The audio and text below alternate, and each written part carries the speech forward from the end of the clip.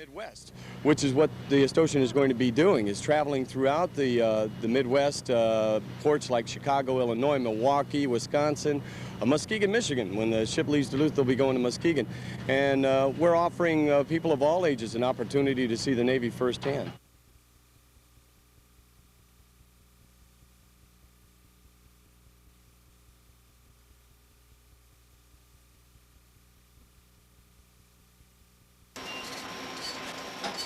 Medical research is essential to improving our understanding of disease, not only how to treat it, but how to diagnose it, what causes it, and hopefully how to prevent it. If research were to stop, then what we're doing exactly today will be what we'll be doing for the decades, if not centuries, to come. Dr. Tom Elliott directs the clinic's research efforts, 80% of which are funded by the National Institute of Health. Most of the research locally has focused on the most common of diseases: cancer, high blood pressure, heart disease, and strokes. A few years ago, the clinic made headlines with its study of rectal cancer and will soon publish the results of a study of a new disease that determines exactly how people become infected. I think that research has the tools to improve the efficiency of healthcare in the delivery setting. It has the tools to improve the quality, maintain or improve the value, and lower the costs. It's the application of the research tools that are available that will allow that to happen. If it's true that medical research elevates the standard of care to patients, then we in the Northland are benefiting from the work done here at the Duluth Clinic.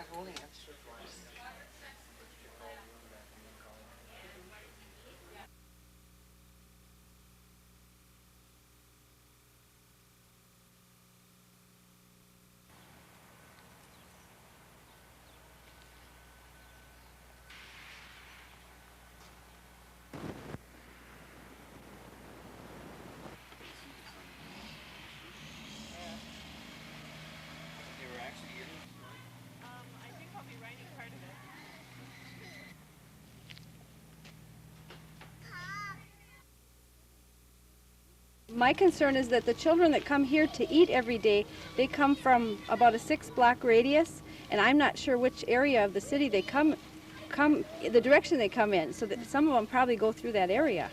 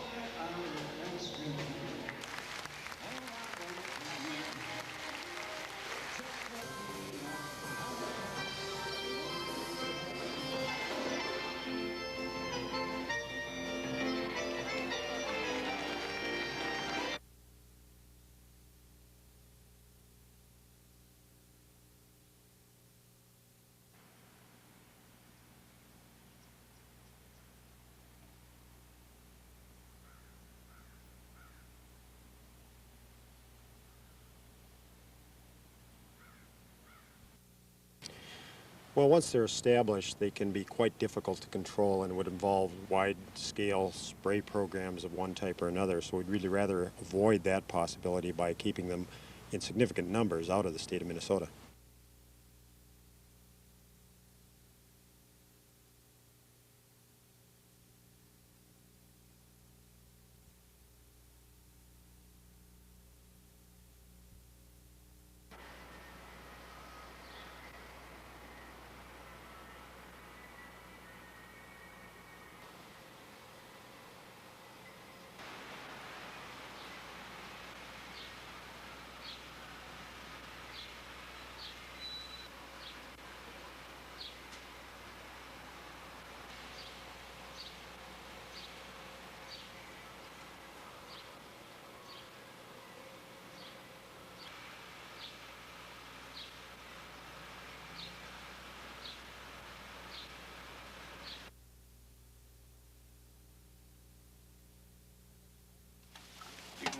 Okay, I have an oven here, running water.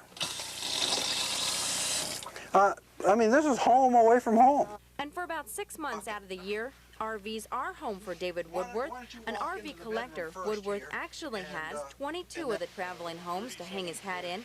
Today, this California historian rolled into the Twin Ports with a little history of his own, a 1937 Hunt house car. And then we have right here the clothes closet, and then we open the whole unit up and we have our bathroom. Here's our sink, and then after we've done that, we've got the complete toilet facilities right here. The disadvantage is you have to dump the bucket. Woodworth travels the country showcasing just how far the recreational vehicle has come since its primitive beginnings. While this antique RV may not have as many luxuries as today's newer models, it did have its advantages. Not too many vehicles let you drive and cook at the same time. Woodworth is known as the premier authority in the field of recreational vehicle history, a perfect candidate for the Traveling National RV History Tour. The tour celebrates the RV, a mode of travel that traces its roots to the turn of the century. The thing that RVs provide for people is freedom. They can travel America, stop anytime they want to be, and they're always at home even though their address changes. That was true in 1937, that's true today in 1994 as I drive around my Itasca. In Duluth, Stephanie Guadian, News 6.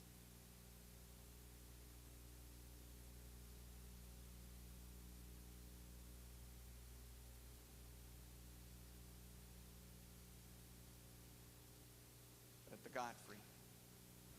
You always knew that you needed to do something here, eventually besides mine. Hey, your little commissioner called me a liar. Our children, they now have new opportunities.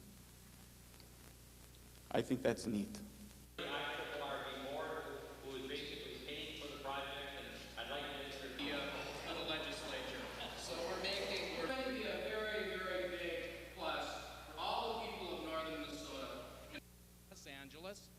This facility is not being built in Eagan.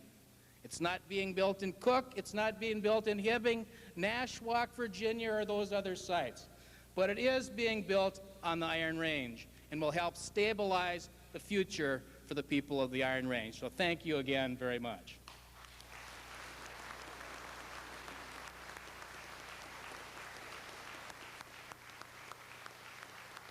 And I would argue that no airline in the world has a more sensible strategy for success than Northwest does. And imagine what it means for us to be hooked to that success. That's what partnerships are about. That's where our strength is. So today what we're dedicated.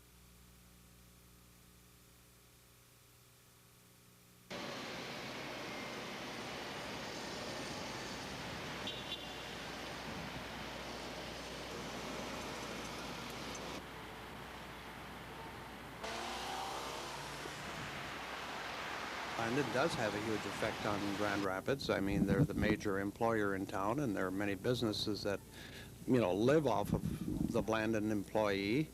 I'm sure the town is well aware of that. And I think until they get down with their talks and the things that they've got to do over there, I don't think anybody really knows.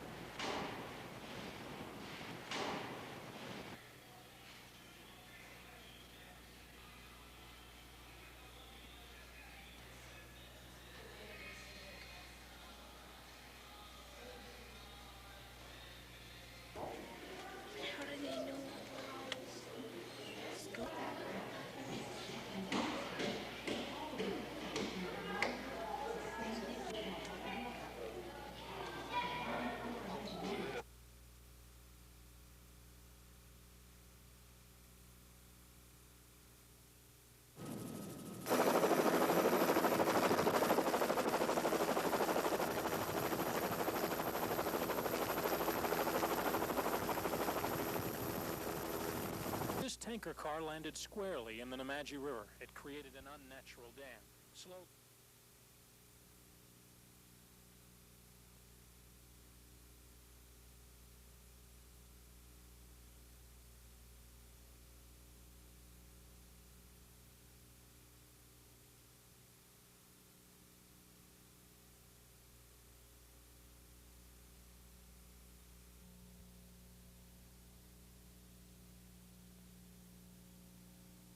They go away when we mix them up again.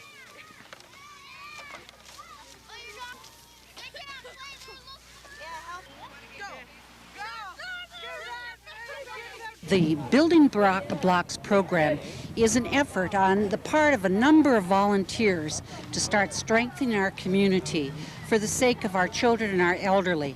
And we in St. Louis County want to see this program extended county-wide.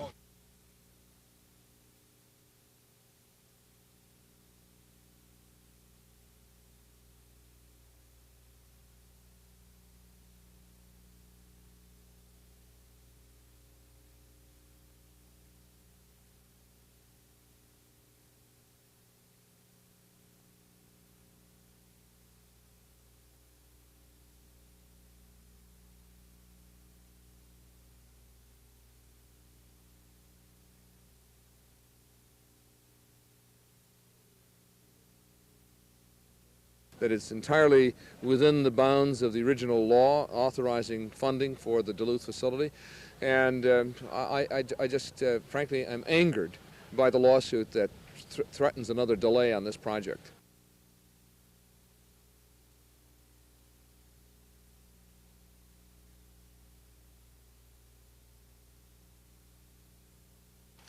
But you're saying July 17th is not our absolute deadline to make a choice?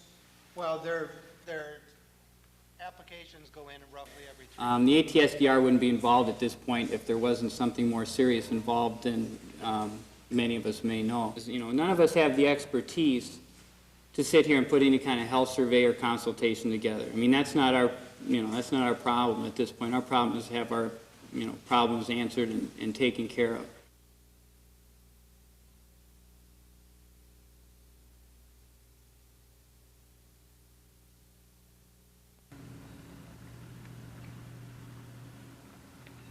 Great stuff.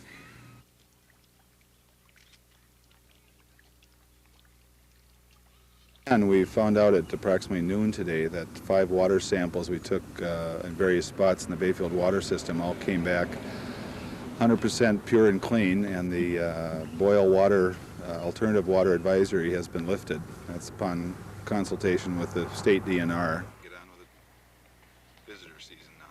Yeah, I was going to say, I know, but... Well, you can't do that. It's better to do, but we have to be upfront. That's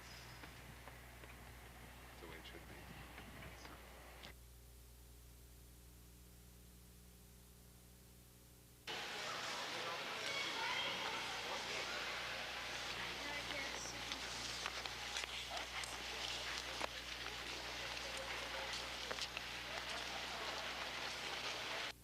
We're also doing a big push today and trying to get the word out to the community that we need a lot of community support, financial support and help in other respects too to be competitive.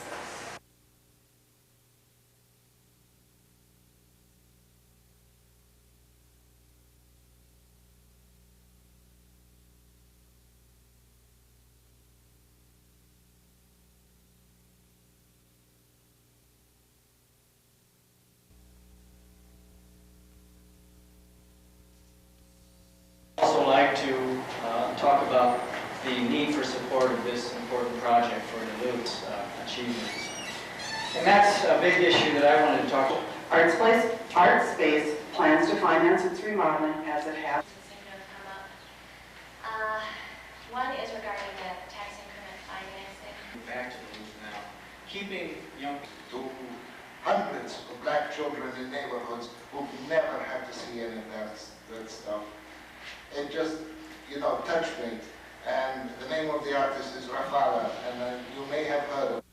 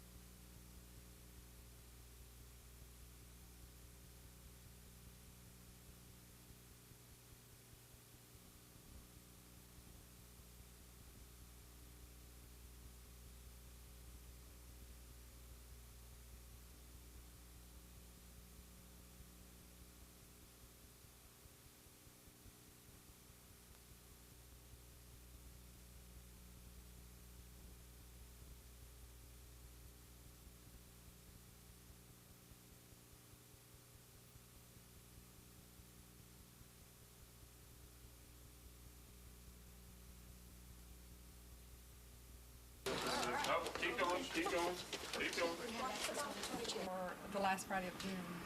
And we just had a good time.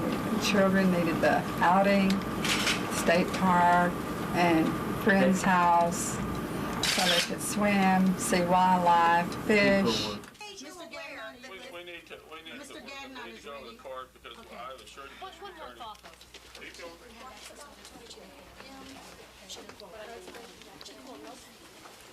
So if you don't talk to her, she can't tell you.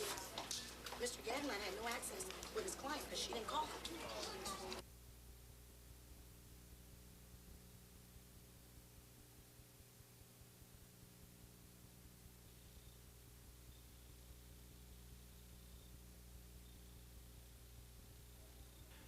An anxious crowd waited at Duluth's airport terminal to greet Candy Geary and Lance Ricard and their foster daughters Felicia and Natasha. The new family broke into a run amidst cheers captured by Channel 6 News live cameras. But Lance and Candy are surrounded by friends, and everybody is so excited here. Just listen to this crowd. We are so relieved and so happy and so overjoyed to be here. We've had just a wonderful time on the airplane, just connecting and just being together and holding each other and laughing. Ricard and Geary greeted friends and Candy's son Aaron and hustled off for a private family reunion. Then they met reporters for a brief news conference. The real reunion just happened when Aaron joined the circle of our family, and all 5 of us were together for the first time in 10.5 months. So you guys saw the 10-month custody battle with the twins' grandmother is far from over. Phyllis Duracek turned the girls over to Houston authorities to avoid felony charges yesterday afternoon, but she is expected to appeal the ruling, turning the girls over to Geary and Ricard. But for now, the girls are in Duluth, where adoption proceedings are expected to begin. Dave Janch, News 6.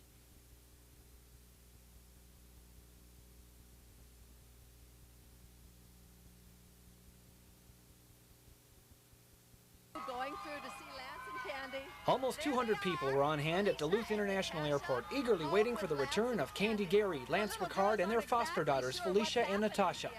Finally, at 10:15 p.m., the new family set foot in the terminal, surrounded by cheers, captured by Channel 6 News live cameras.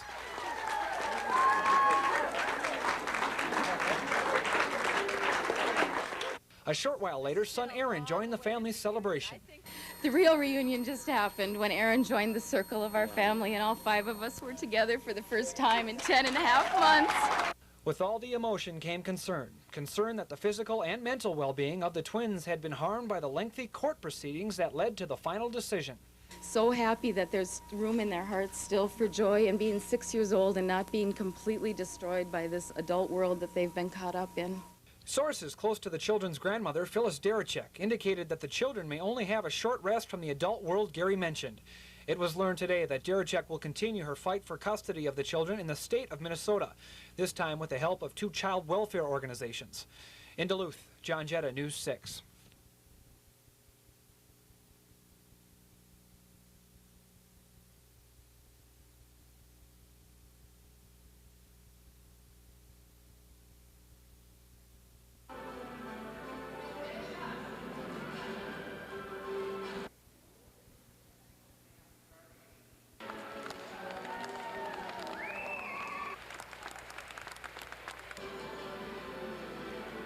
The goals that we had that we wanted to accomplish was just to expose the students, the children, to dance and let them know that it's accessible to everyone and that dance is a valuable and enjoyable art form.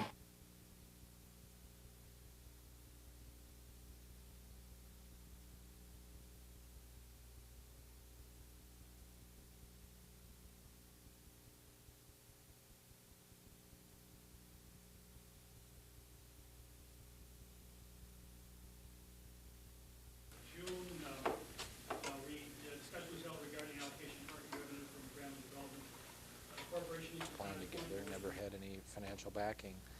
The building sat for 3 years. Between revenue and loss of sale proceeds, the city lost $750,000 of taxpayer money, and now we have no bids on the building. Councilor Hanson. Aye. Councilor Allen. No. Councilor Moran. Councilor Fisher. Aye. Councilor Lansing. Aye. Councilor O'Neill. Aye. Councilor Bruce. Aye. Councilor Thorson. Aye. Councilor Cotter. Aye. Councilor Brown. Aye.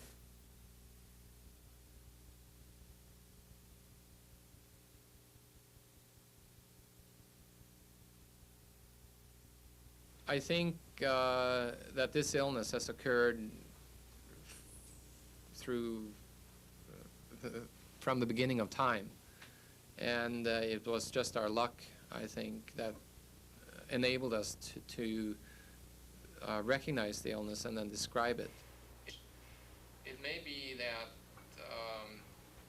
the change in farming, because we also had an informational campaign last year, it may even reflect agricultural changes that have occurred over the last.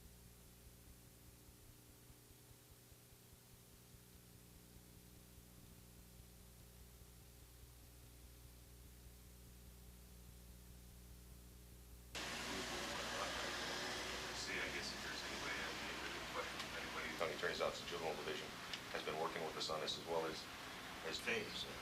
It's early for that. Underage drinkers. I think this is particularly important because we know not all kids who consume have an alcohol problem, but the consequences of alcohol use, even for people that don't have a chemical problem, are extremely serious. Most of the crimes and the sexual assaults, murders, and so forth are related to alcohol consumption.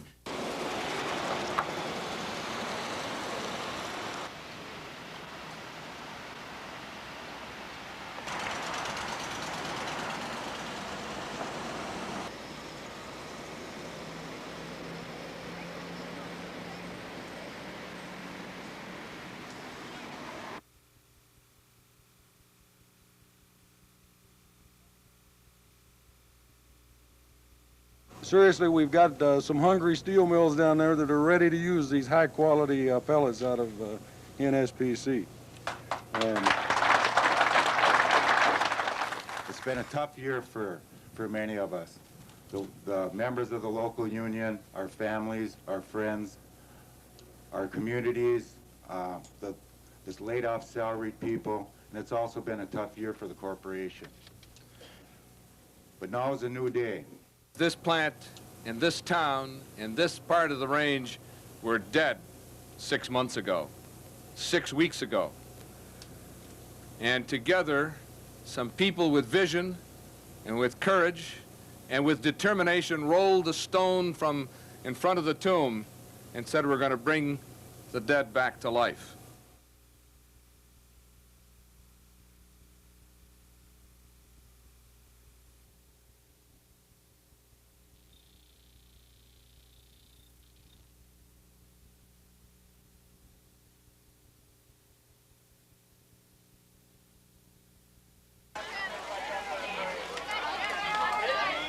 Watch out for runners! The main reason that we're here today is to celebrate the birth of Mesabi Trail. We're building a trail from Grand Rapids to Ely, and we're planning 132 miles, about 12 feet wide, paved for biking, running, hiking, walking, rollerblading.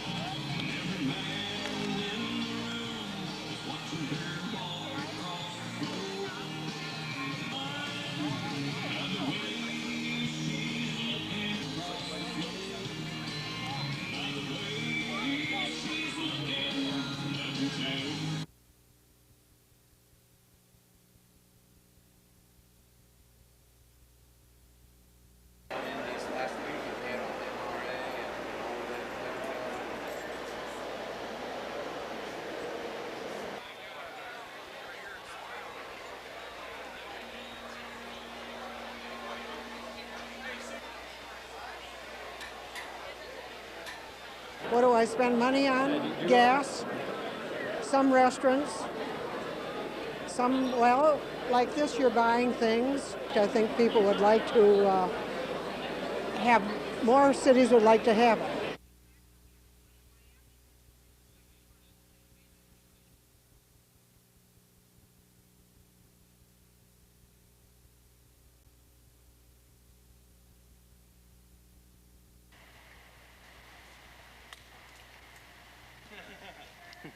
I wish I hadn't had a bomb threat.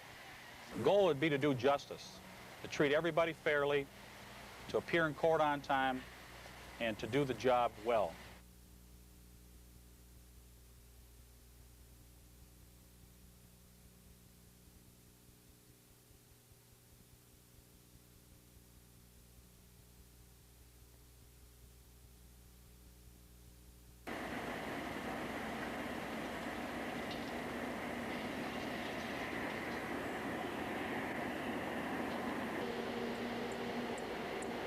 Minneapolis bid, or maybe at least seeing them as somewhat superfluous. Well, I think yes, Cleveland Cliffs is certainly a well-managed company and understands the taconite and steel industry very well. Cypress is somewhat of a newcomer to that particular ore and that particular activity. Nevertheless,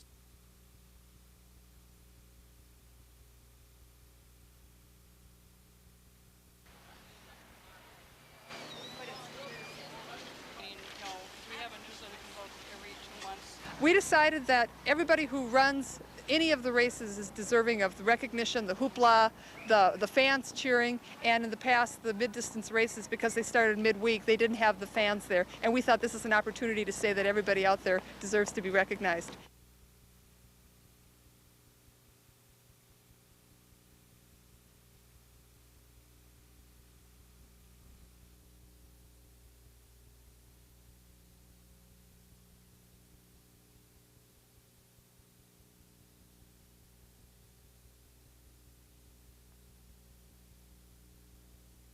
And we do this if we can.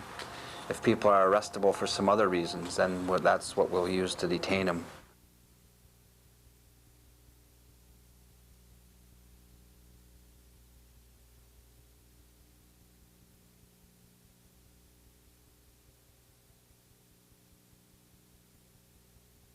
You generally have to be prosecuted in the area where the crime was committed, so you'd come back to this court, this state court here in Duluth.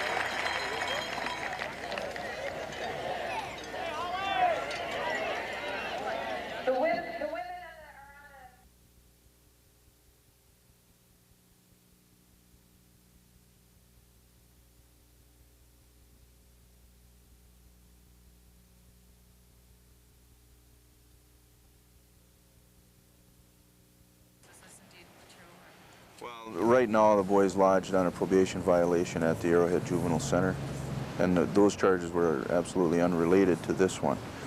The murder charges are pending and should be issued very, very soon.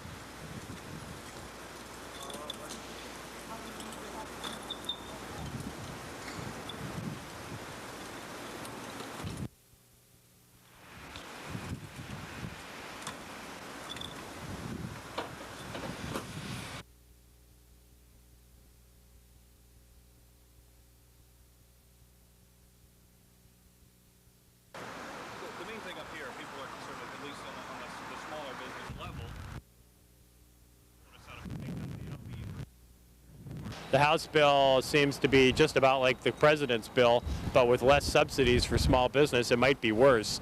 So it seems to be that the center of activity is going to center around Senator Mitchell's bill. If we could take the employer mandate trigger out, it could be a good bill.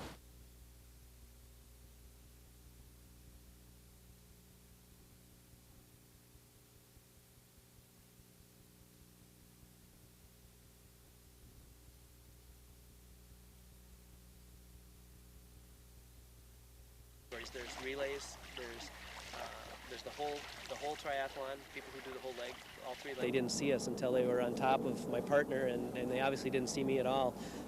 I didn't see them coming. The next thing I knew, I was hitting the head.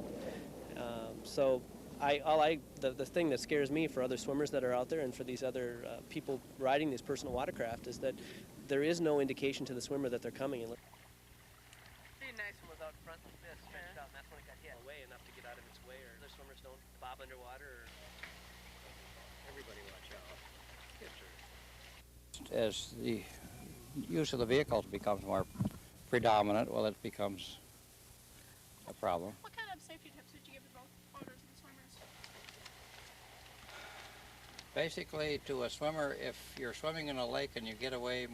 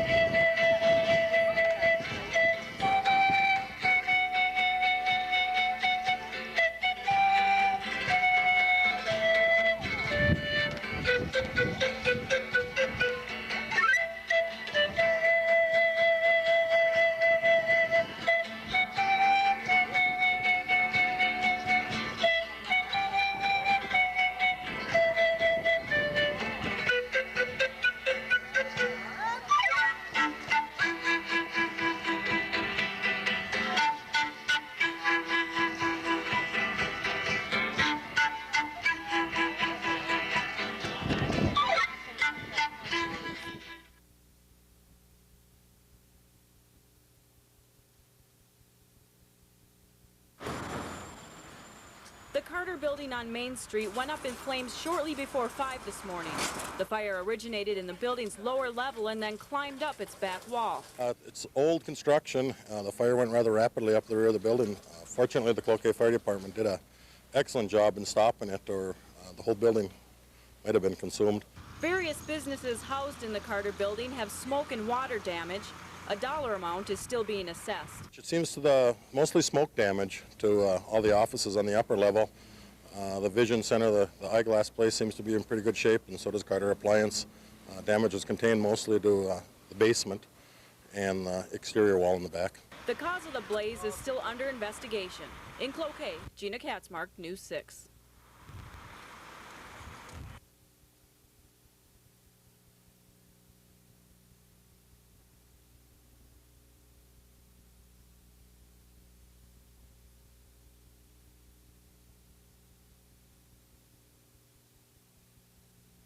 Well, there's a lot of things we absolutely could not do without this equipment.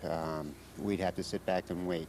We'd have to evacuate large areas and wait for somebody else to come in. Now we can get in there, we can control an incident, we can stop it from getting into waterways, we can perhaps stop it from expanding, we can protect lives, protect property.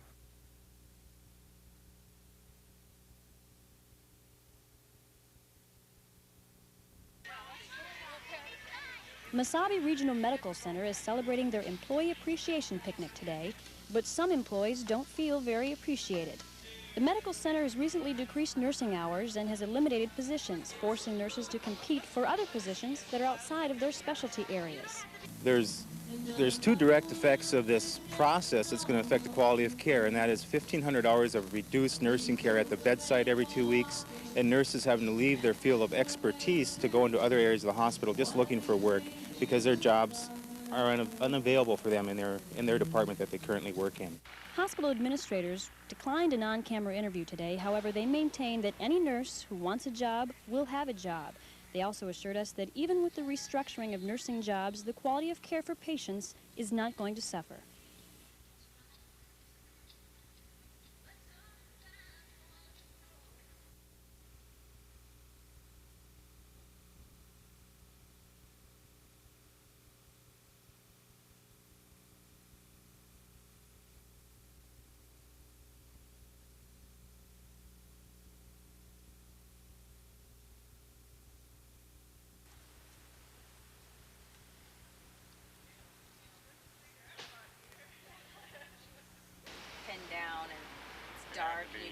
In fact, the father of the victim, a deputy and father of the victim, had retraced that exact route, but due to the darkness, even in the daylight, the only thing that one of the deputies happened to spot a piece of the mud flap off the edge of the road, and that led him to investigate further off the road, and he found the ATV.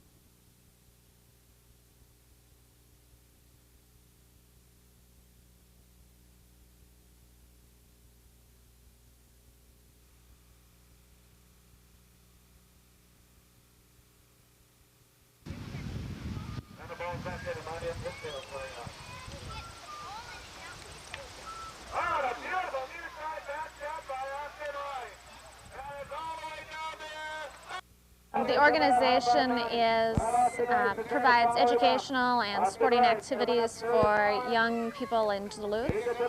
They have, I believe, about 500 children that are involved in the program.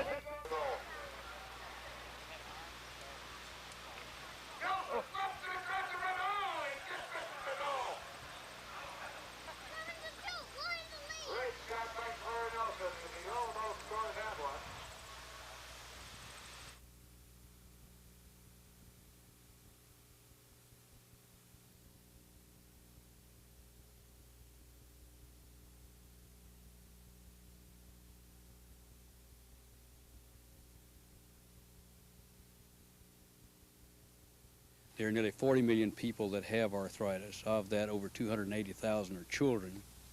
So this is a great event where we can have fun together, but we can also do something on behalf of that nearly 40 million people that have arthritis.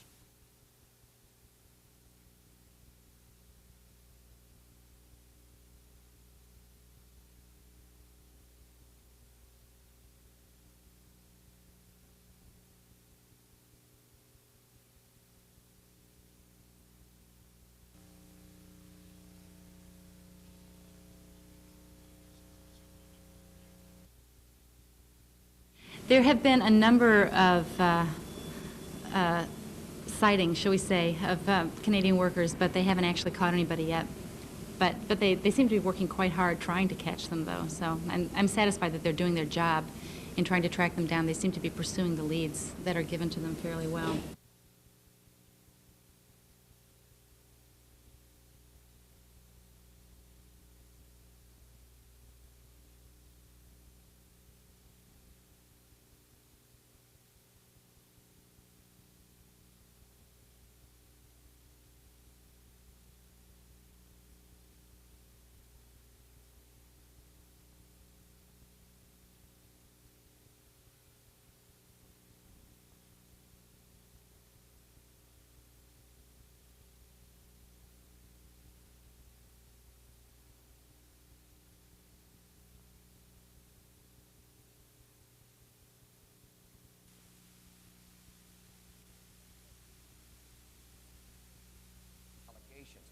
Bottom line, what really happened here is that these companies pledged to tell the truth, but in fact they conspired to lie.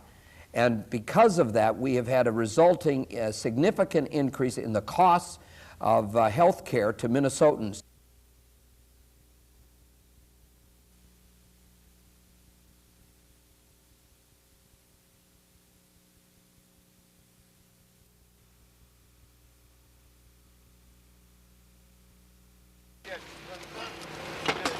Volunteers from all over the Midwest are getting geared up for what may be the most dangerous trip of their lifetime.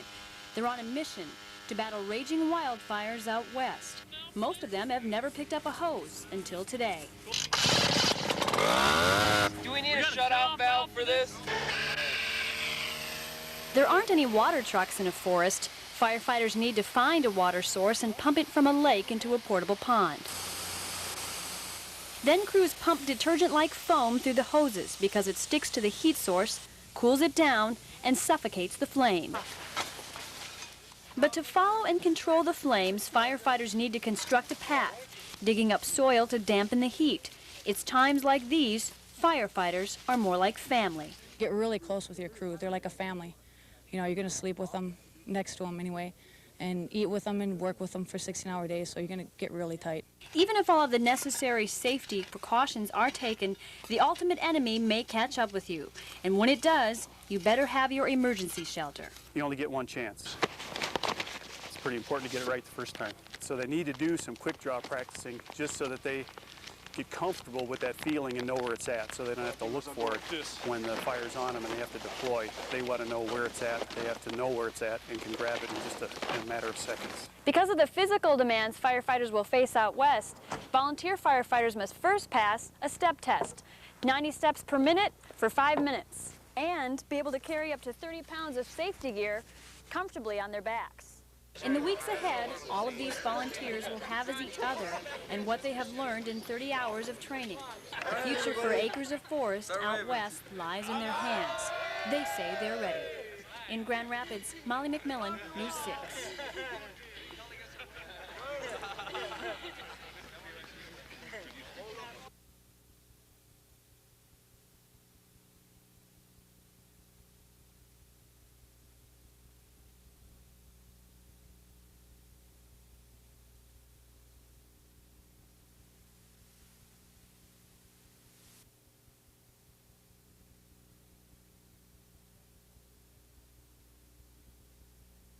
The whole community has just been overjoyed. We get out of our car at the gas station, the grocery store, and people just come running with tears in their eyes and say, you know, we're so happy that they're home. We're so glad that you won.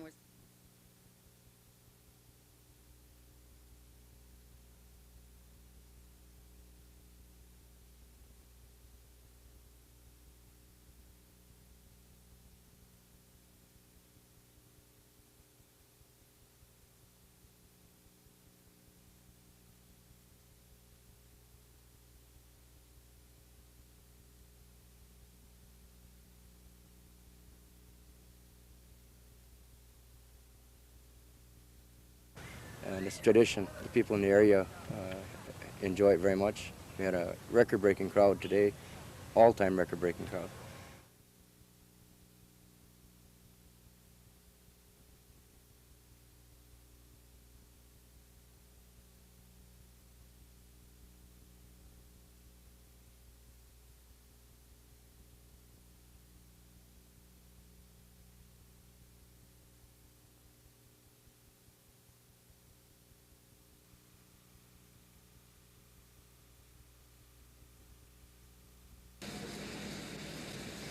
It's almost harvest time, peak season for grain.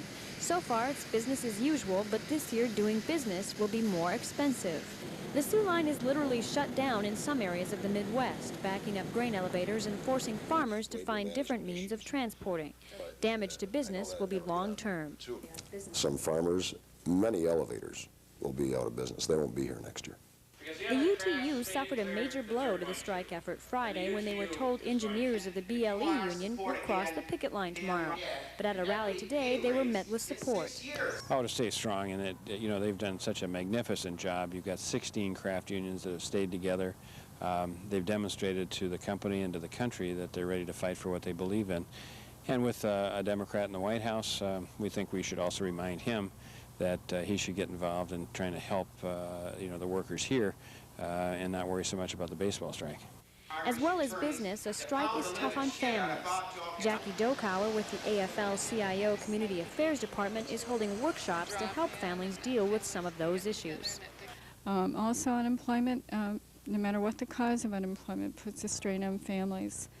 And in order to get through those periods of unemployment, it's very important that the family be strong and that the family recognize that some of the dynamics that begin to occur within that family unit are pretty normal. And it doesn't mean the family will fall apart.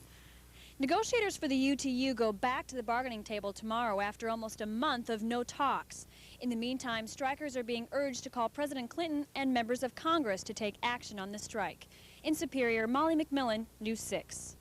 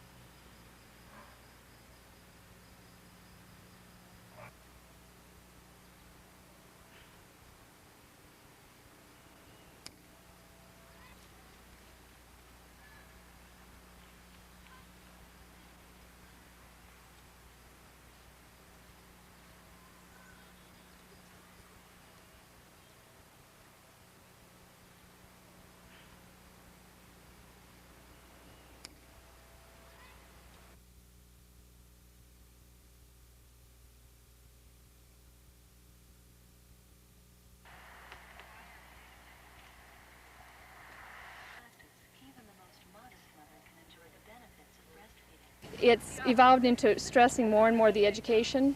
It's stressed also, we are doing a real big push with breastfeeding promotion and education, feeling nutritionists and dietitians that work with the program feel that's very important. So that's been stepped up the last couple of years.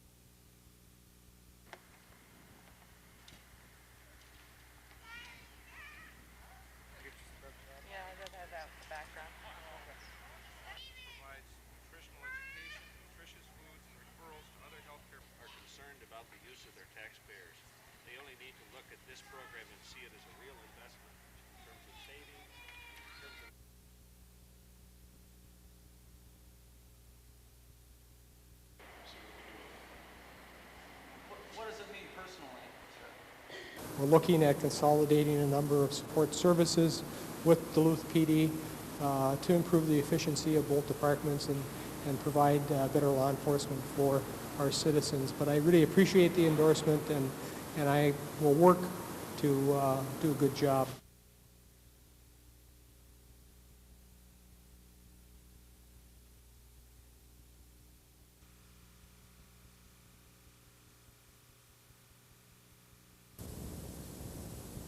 At 4 o'clock this afternoon, the picket signs were still up, but United Transportation Union members were not on the picket line. They were waiting for confirmation of the president's order. Shortly before 5 this evening, local union president Mike White received the official notice. Well, it puts them back to work, and they're looking forward to getting back to work and getting an agreement and get this thing settled, hopefully even before the 60 days are up. White says the exact day and time the union workers will be back on the rails is still pending. Well, that'd be the companies to get the jobs out either today or tomorrow at their discretion when they want to put them in back to work. it'd be released now, and when they line the jobs up, they'd be calling them back to work. U.S. Senator Paul Wellstone says the president needed to step in to help settle the 6-week-long strike. I mean, I can tell you right now, from the Minnesota point of view, everybody is very anxious to get this resolved. I mean, working people have been out of work and are really worried. Agriculture's real worried about what's going to happen to their produce. So this may be a positive step. Again, you'll get the union perspective, but my guess is that the unions have been in close contact with the president on this. Before the order, the United Transportation Union was threatening to expand the strike against all who do business with the railroad. In Superior, Gina Katzmark, News 6.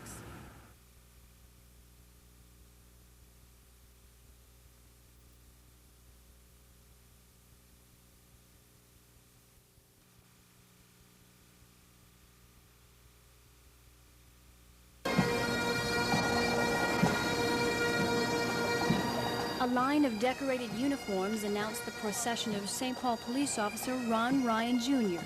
Today, friends and family bid a painful goodbye to their husband, friend, and co-worker. Today it is with the heaviest of hearts that I say goodbye to Ron Ryan Jr.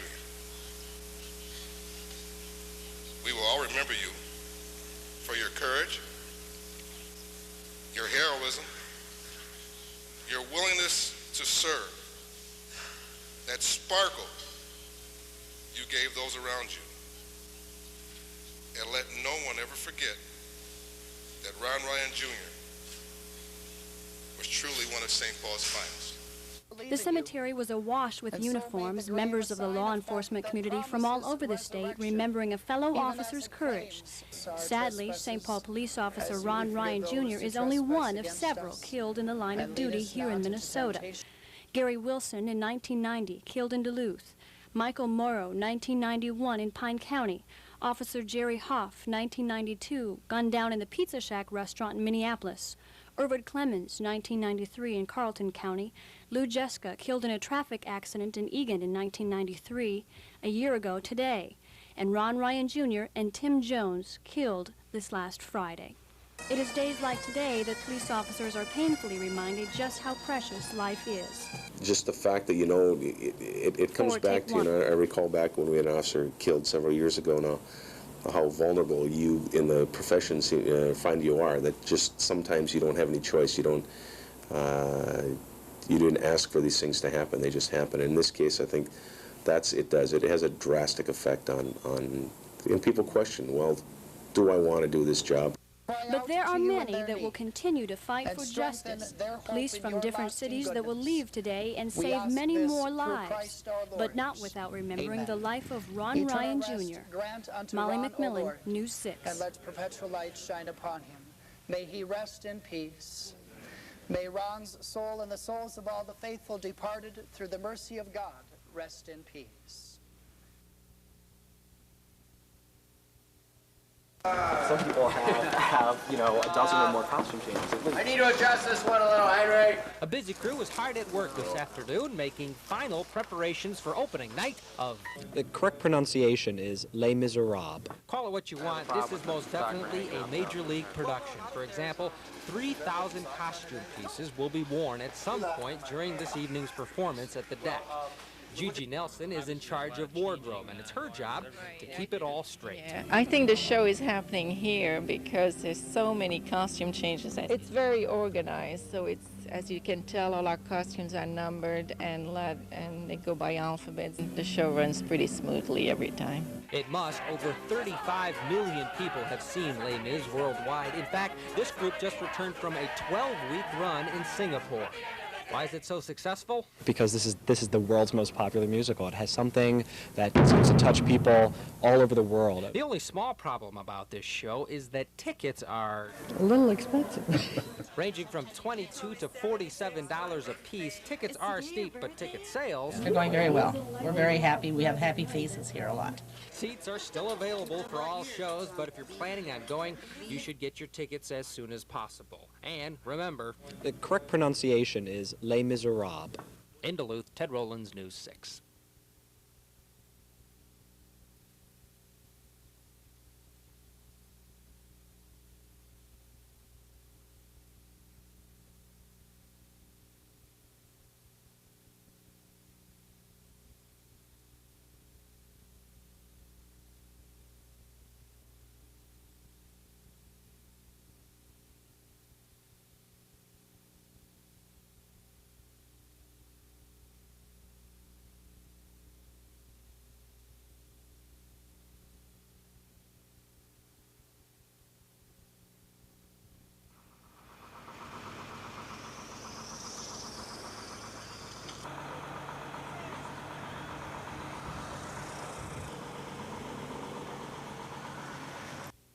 And, you know, MnDOT would have had to pay for that demolition and for, you know, the landfill costs, and, you know, houses fill up landfills.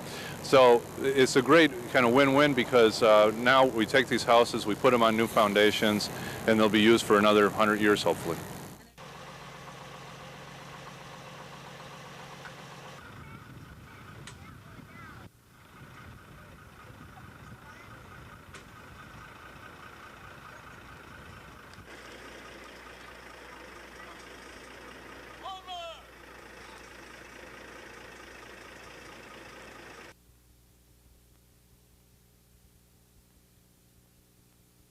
The proper position, just about a half-inch away.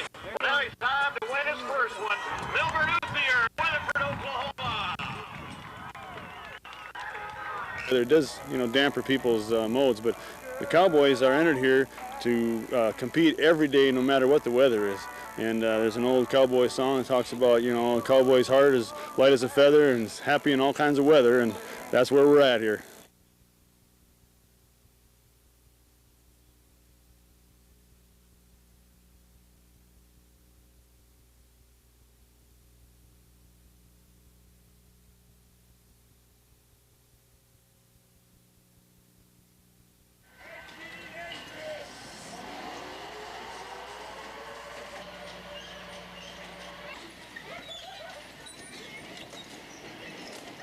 Labor Day is a national day of celebration for people that work for a living.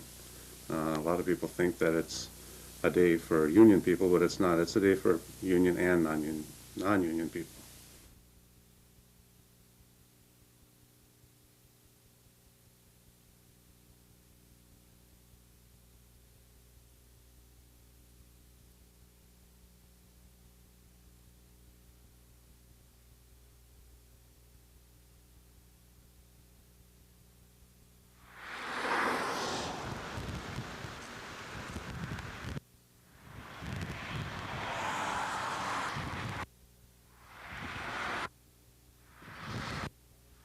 It's a busy weekend, particularly Friday night and Monday, Labor Day, when everybody's heading home, tired from several days of vacationing. So those are the two critical times.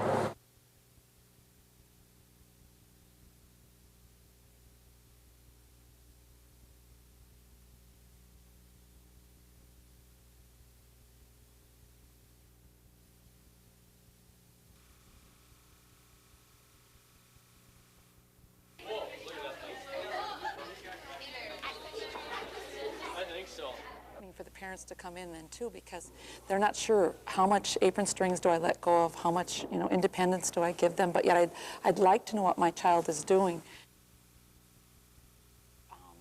Thing to balance, and I think it's hard for parents to know when to balance. I think we as a school could encourage parents a little bit more, but it would be in a different way than it's done at the elementary. I know a lot of elementary rooms, they have home. When you think of fast gunslingers, what comes to mind?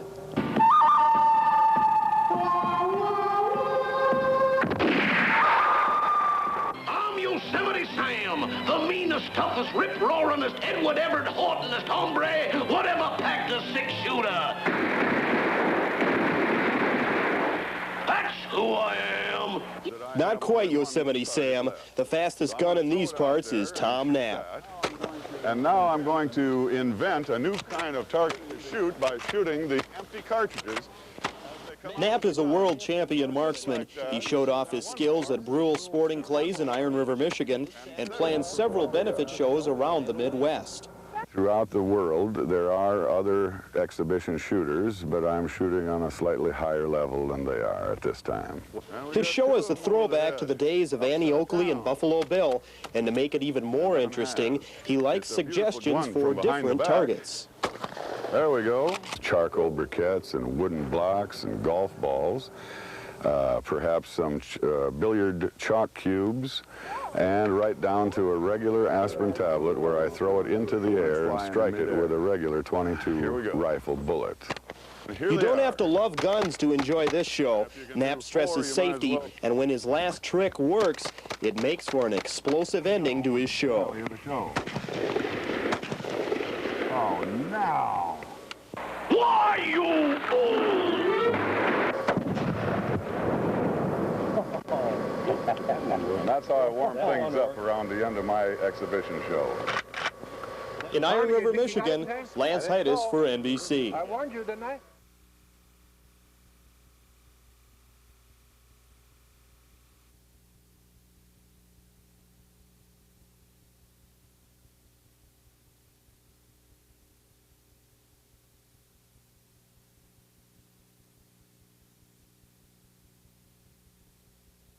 I think that the jobs and the safety and the progress of the state of Minnesota and its citizens is too important to engage in this kind of backbiting.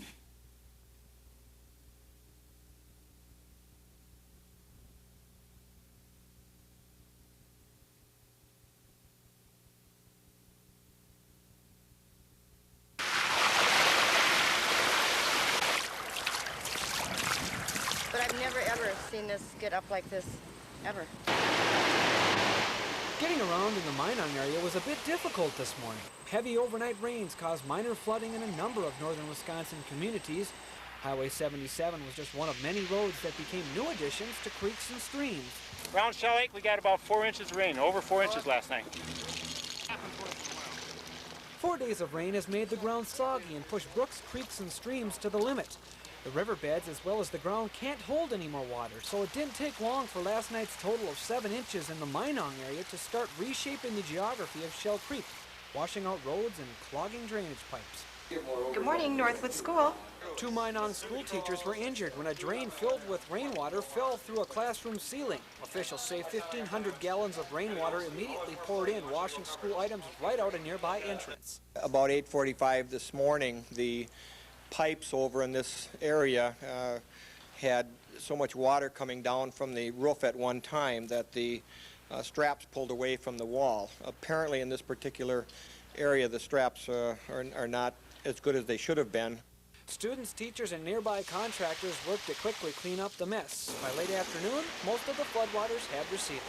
In Minong, Wisconsin, John Jetta, News 6.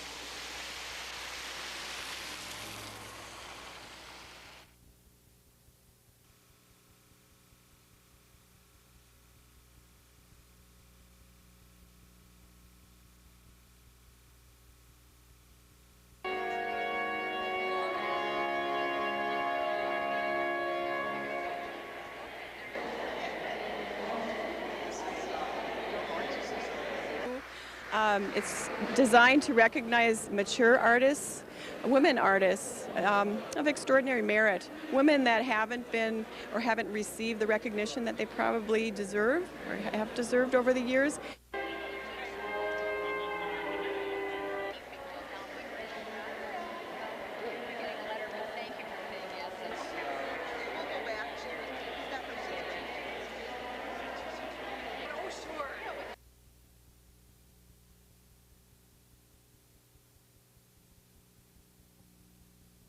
I really feel very lucky because I got such a gentle team.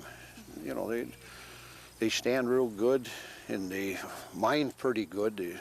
No problem driving them. This is Bess. This is a 6-year-old. Oh, these you don't have to be afraid of these. They don't kick. They don't bite. But they are a little clumsy. If they bump into you or step on you, you can get hurt. I think Dolly is a little bit taller and a little bit heavier. Bess, do you know you're on television here? I'll show you my wagon, be happy to. I got storage boxes on both sides here where I keep the oats in here. In this box here, this is where I keep my hot wire fence and a couple tools. And I got another box up in front here where I keep ropes, and I got some hobbles here. Then I got 2 10-gallon water barrels, which I take along. Yeah, this is my so-called kitchen, a chuck wagon box, but it works out pretty good. Place to cook my breakfast in the morning and evening. See, I think most of the old wagons were either 36 or 42 inches wide, the standard farm wagon. It's on springs. And the wagon is on springs also, which helps when you're, especially on a gravel road, otherwise it would really bounce. Is it a bumpy ride? No, on a good road it's a nice ride, really. The horses are very good. The trucks coming both directions bothers me, but it doesn't bother them. These Belgians are the first ones I ever had, but they're so docile, so nice. I'm blessed, I got good horses.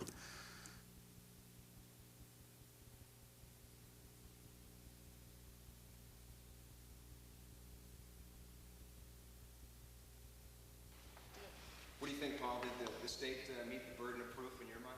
No. They have proved nothing toward me, nothing at all.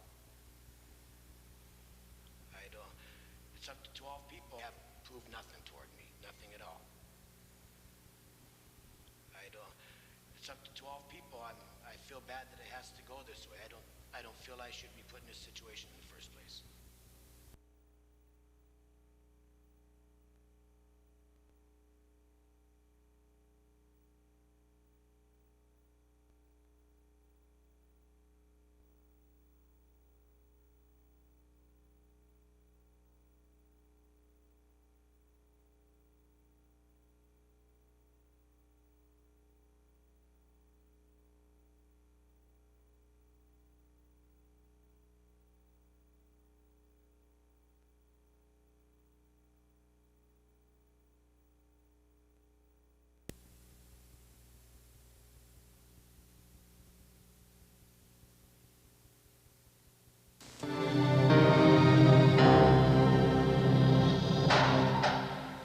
Tuesday, September 13th, around noon, a hillside resident of Duluth was returning home from shopping. As she walked through the alley near 2nd Avenue East, a young man came up from behind her and stole her purse. There was a second purse snatching in 2 days. Later that day, a group of young people tried to use one of the victim's credit cards at a local store. They also had pizzas delivered and paid for them with stolen checks. The description of the suspects leads police to believe 5 or 6 people may be involved.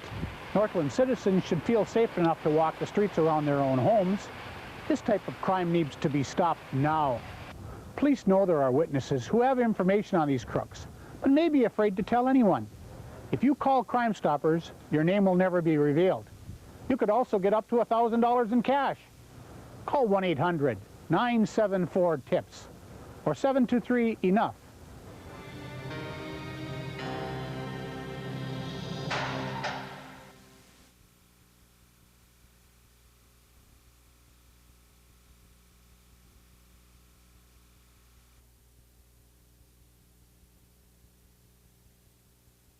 Station wagon, outside lane. Superior is adding 2 more patrol officers to the city streets with the help of a $60,000 grant from the Wisconsin Beat Cop Initiative. Chief Doyle Barker says the force was operating at capacity and needed more officers to spend time tackling specific crime problems. For example, if we're having a problem with burglaries, or if we're having a vandalism problem, or breaking into cars, things of that nature, we can put officers into areas and just work those and really concentrate on those problems.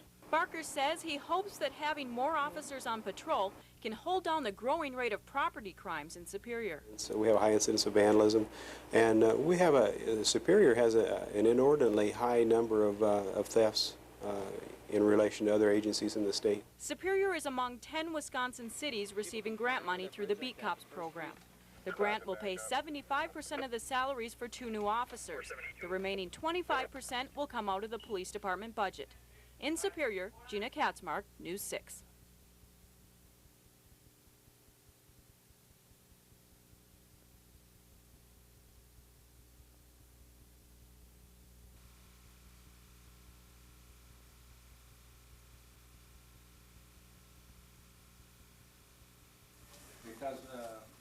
Everyone agrees that something needs to be done to stop several million gallons of sewage from flowing into Lake Superior. But at a sanitary summit in Duluth today, members of the city council and state legislature argued over just who's going to pay to fix the problem. No, the solutions are straightforward. My interest is not in prescribing one solution over the other. I only want results. I want the rainwater out of the system so that we don't get bypasses into Lake Superior. Local politicians will lobby the state legislature in an attempt to get federal dollars to help absorb the cost of fixing the sewage problem from the taxpayer. The deadline for a solution is December 31st. In Duluth, Molly McMillan, News 6. Of funding streams that we need to put in place. In February, the average monthly flow is. We're looking at.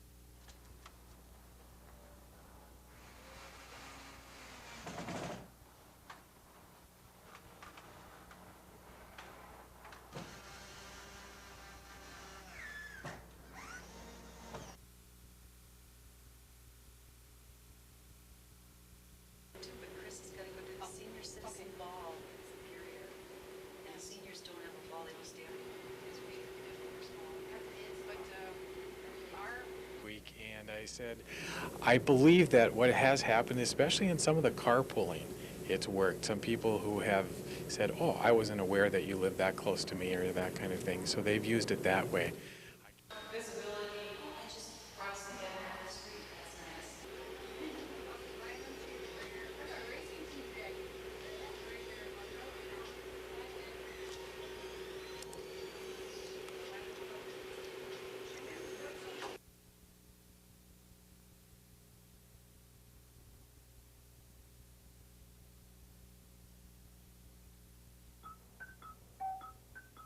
They always came to town with some grand scheme on their mind, and they always ended up in trouble. And now they still have millions of fans 44 years after they made their last movie together. They're Laurel and Hardy, of course. The Sons of the Desert is the International Laurel and Hardy Fan Club. The Northland chapter is known as the Busybodies Tent. Once a month, the club meets to relive the golden days of the long-running comedy team. Good day, madam. We'd like for you to give us a room and a bath, please. I can give you the room, but you'll have to take the bath yourself. In 1917, that's when they first appeared together, called Lucky Dog. That was their first time they were together. And you could just tell by seeing them on the screen that they were meant to be. Busybody Grand Chic Chuck Culver says the duo's popularity cuts across all boundaries of age, gender, and race.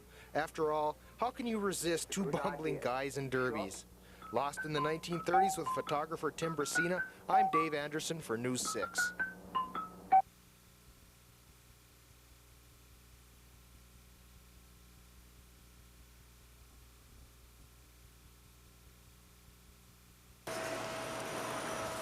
It can take literally hours picking out that perfect pumpkin. You've got your large ones, your small ones, your really small ones, and ooh, we don't want that one. Well, I think the larger ones. They're nice, but a bit more expensive. This woman decided to go with the small one. Because she's a little girl, so she thought she could hold it. We're going to need some help from Tom, the pumpkin expert at Gordy's Farm Market. He knows everything about pumpkins. You're looking for one without soft spots on it. It's got a good solid sound to it. Some of them, if you just press against them, if they kind of give a little bit, that one might not, if you buy it now, might not make it till Halloween. Which brings up a good point, Tom. Isn't it a bit too early to be buying a pumpkin with 3 weeks to go before Halloween? They'll last a good month and a half. a good solid pumpkin. If you do decide to buy your pumpkin now, Tom recommends that you wait about a week before you start carving it to ensure that it doesn't rot before Halloween. When you do start carving it, make sure you keep these seeds because, of course, they're great for roasting. Just ask Tom. To be honest with you, I don't know. I've never done it. In Duluth, Ted Rowlands, News 6.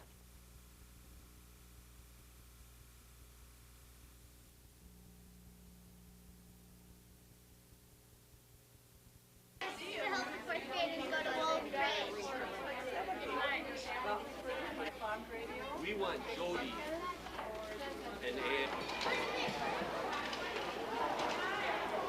Ed. We have recycling bins around the school, and the idea that there might be somebody else that could use those toys or shoes or whatever. It was somebody else's turn to find some use for them. I think that's something that kids have grown up and are used to.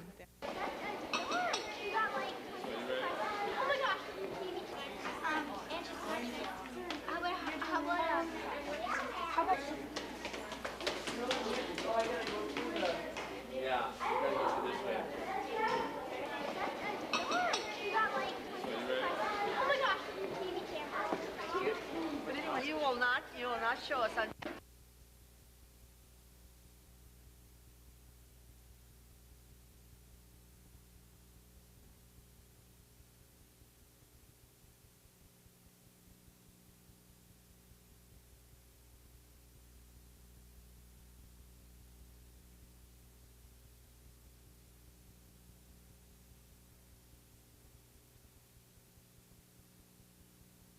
As we're trying to establish where he was at specific times, where we've got the time frame pretty closely developed about where he was at specific times. However, there's some small gaps in there, and certainly if there's anyone in the city that is aware of some of the incidents that went on late Friday night, early Saturday morning around the Lake Avenue and First Street areas, would be encouraged to call the Detective Bureau.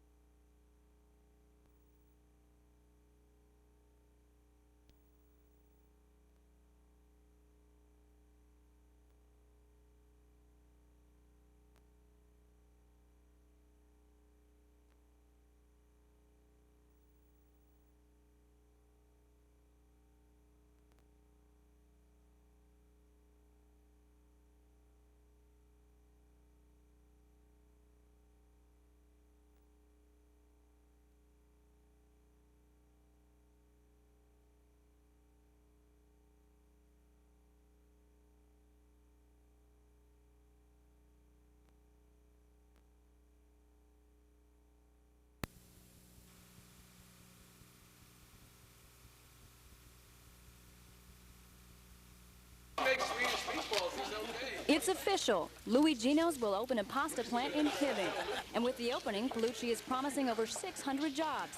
But we've heard all of this before. So what makes the deal different this time? On this time, the kind of facility that we have available, the incentives that we have available, a different marketing plan in terms of servicing the West Coast and Canada, this now made a more economic sense for Gino, and that was really the ultimate decision. We've also heard the concerns of those people currently working at the Louis Gino's pasta plant in Duluth. In the past, there was talk the plant may close.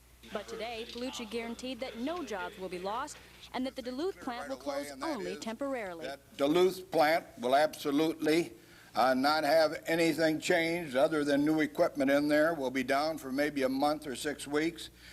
People will take their vacations and we will continue there. Louis Gino's will use the existing Chopsticks facility in Hibbing.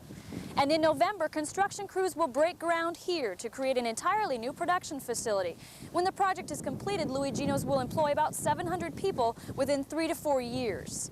There's still a matter of paperwork that needs to be taken care of. The package must get the stamp of approval from the Technical Advisory Committee and be signed by Governor Carlson. But that doesn't look like a problem. Today, Carlson was given a tour of the new place and seemed pretty confident about the project. And I would argue that when the range wins, Minnesota wins. And I think that's a very important thing. The one thing I've been trying to preach is for this state to see itself as one and not as a series of separate regions and separate nations, because it isn't. Minnesota is one. In Eveleth, Molly McMillan, News 6. It's my obligation to represent what I perceive to be the best interest of the state as a whole.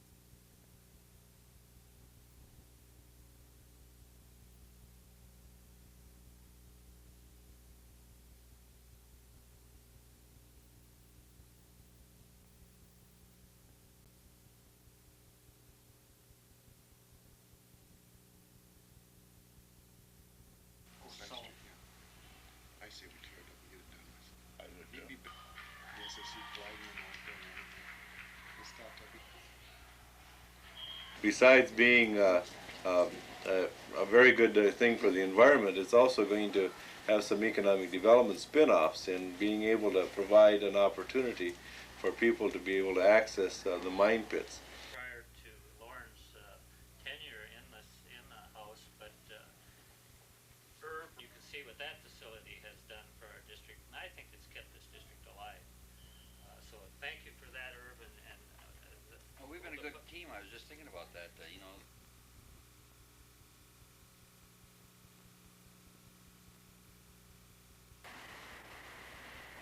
Demonstrators line Highway 53 with signs of protest as digging and dozing at the Kohl's construction site goes on behind.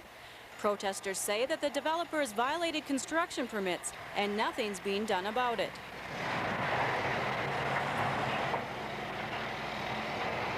So we are asking that the permit issuers fine or revoke the permits. We're asking the city administration to take a stand and tell Kohl's they can't just move boundary markers and fill in wetlands as they please. Those demonstrating against the Kohl's project say they also hope their protest will send a message to future developers.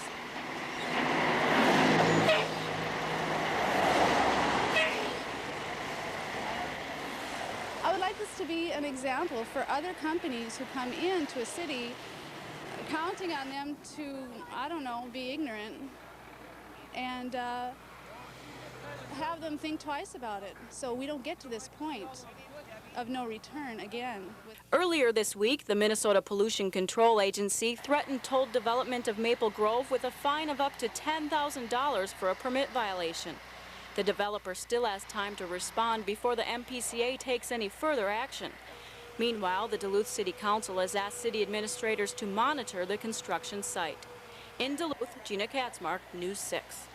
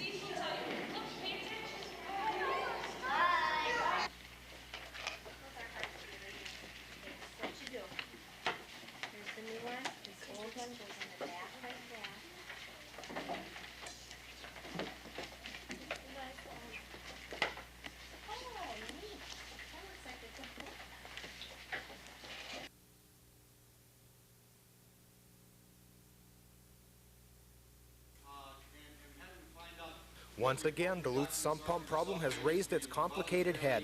The City Council Citizen Task Force held the first of 8 neighborhood hearings last night. The meeting was held at Lakeside's Good Shepherd Church to look for solutions to the inflow and infiltration problem. Some residents think there is no problem. Some think the problem is smaller than the EPA is making it out to be, and some are sure there is a problem and the sump pump solution is the best one. So you can figure it out in an 8-hour period. I'm pumping 1,000 gallons of water out into my yard, which would be running into the sanitary sewers if I didn't have a sump pump. The Citizens Task Force admits there is no easy answer so far. And these are very detailed, complicated, technical questions about this system. Why is the system failing? How old is the system? How many suits have been settled by the city because of the sewer system not functioning properly? How many home damages have been in homes and things like this? So we are now beginning to raise questions to ask them to come back to answer the more technical questions. 7 more neighborhood meetings will be held in the future. The task force hopes that citizen input will find a cure for the sewer overflow dilemma that will raise less of a stink than the expensive sump pump solution. In Lakeside, Dave Anderson, News 6. Put the hammer down on the administration and the WLSC and the PCA, because if we get the public's... Mine is real old, and I think the tile was only under the floor inside. That could happen, but like I say, the houses that were put up before that, in that time that they had the drain tiles around, that water will run into the sanitary sewer. Now, if I had that same thing in my...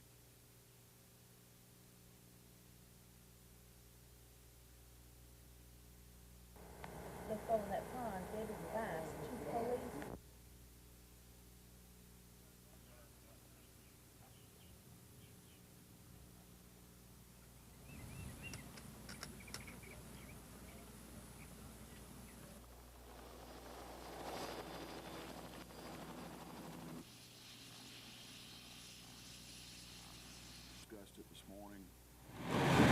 We will pursue capital murder charges against the defendant for the quadruple murders that occurred here today.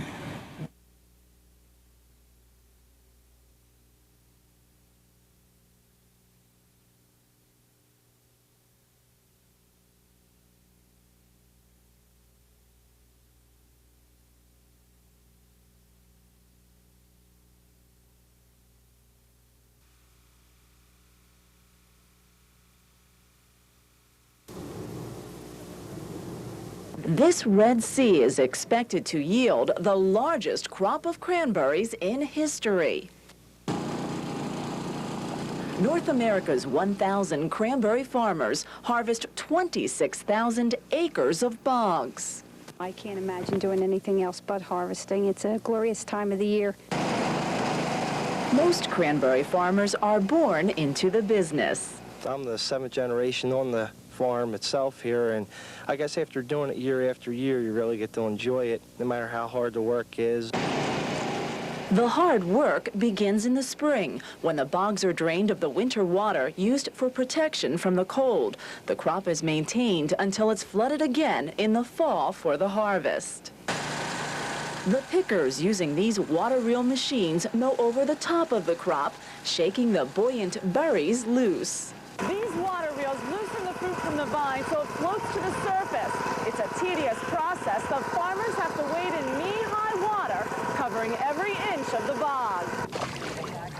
After picking a bog, the workers begin gathering the crop, scooping the berries up with cedar boards, sending them up into a degrasser and out to be loaded for packing.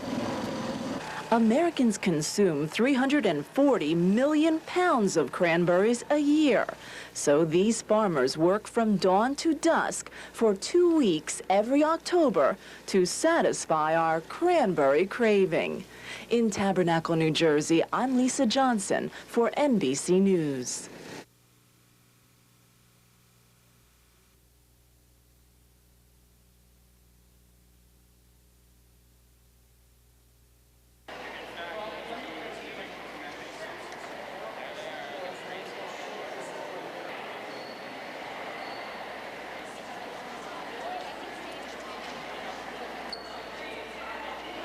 Some children are left on their own at home for many hours during the day.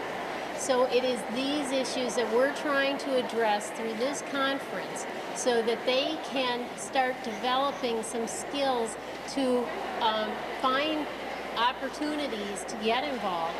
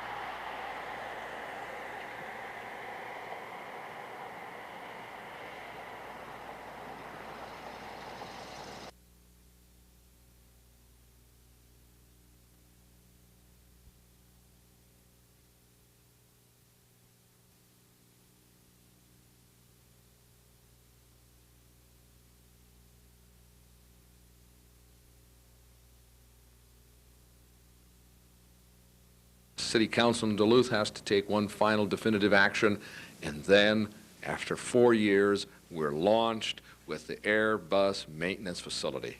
Okay, and you were saying that there is and what have you, and we did get a few comments earlier from you on your position is what should we do about handgun violence? Maybe you could reiterate that. How would you like to see us conquer that problem? Well, as we saw just recently with the shooting incident,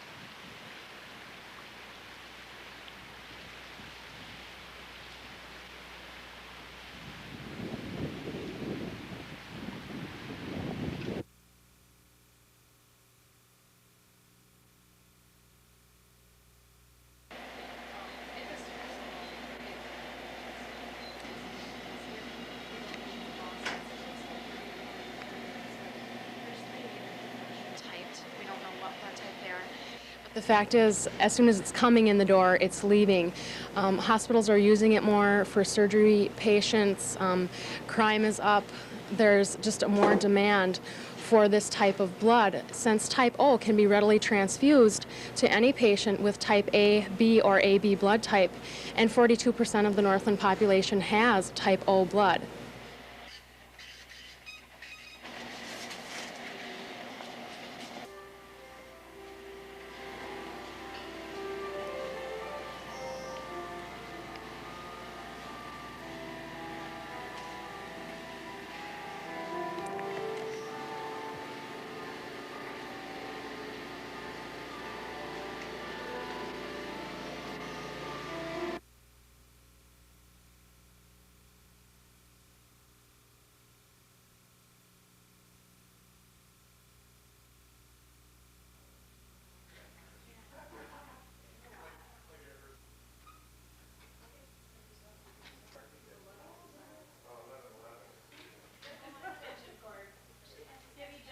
The St. Louis County Historical Society and the Northland Vietnam Veterans Association have collaborated to start a project which will continue that memorial of the men on the Lake Walk bunker wall.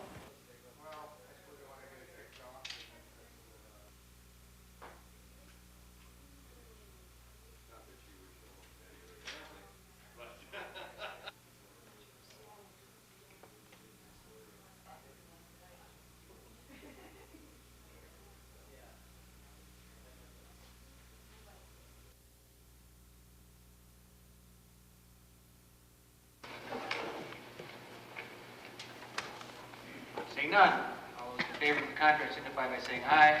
Aye. Opposed, same sign. No. And that contract is passed, and congratulations, Mr. Miles. Just sign it.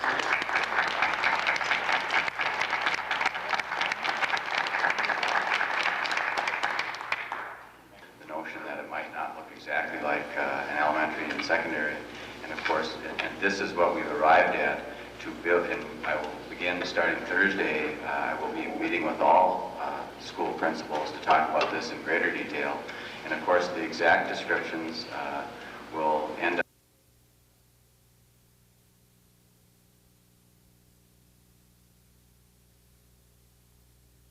called the counselors, because I've told them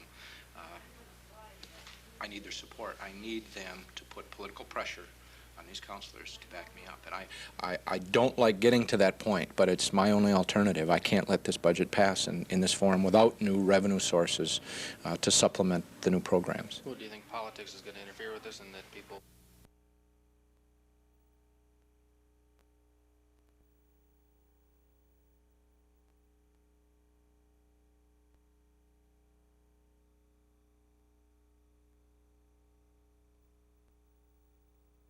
And golf.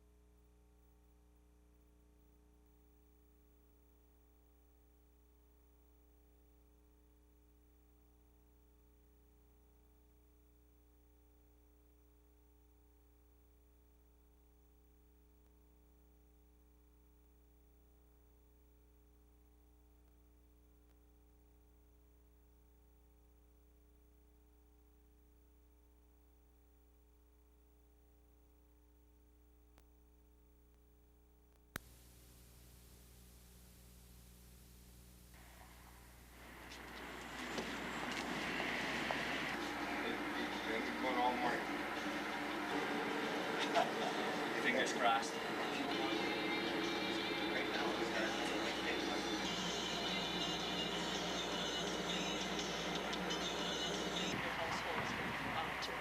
You cook at home. 850.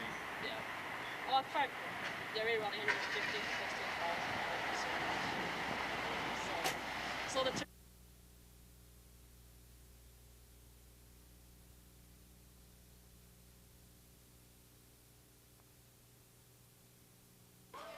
How you doing?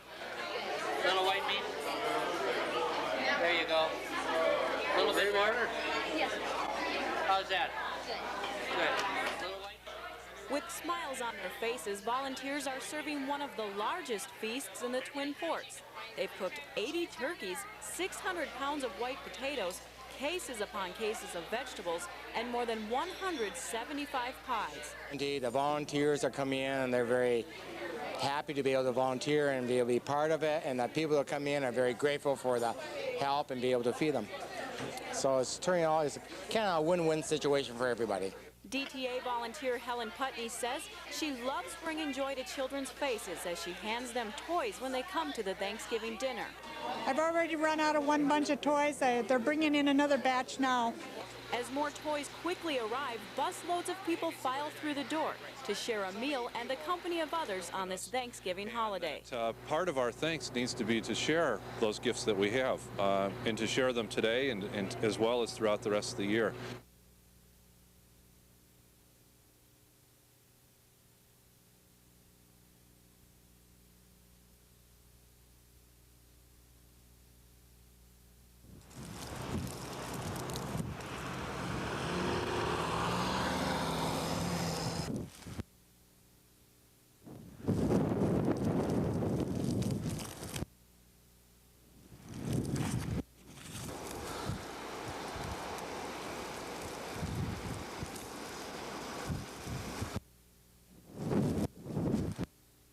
How many?